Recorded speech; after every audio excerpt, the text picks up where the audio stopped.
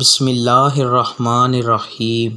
رسول اللہ صلی اللہ علیہ وآلہ وسلم نے فرمایا، بد نصیب ہے وہ شخص جو والدین کی خدمت کر کے ان کی دعا نہیں لیتا اور لوگوں سے کہتا پھرتا ہے کہ میرے لیے دعا کرنا۔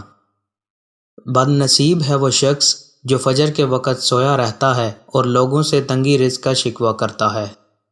بد نصیب ہے وہ شخص جو نماز عشاء نہیں پڑھتا اور دعاؤں میں پرسکون نیند تلاش کرتا ہے۔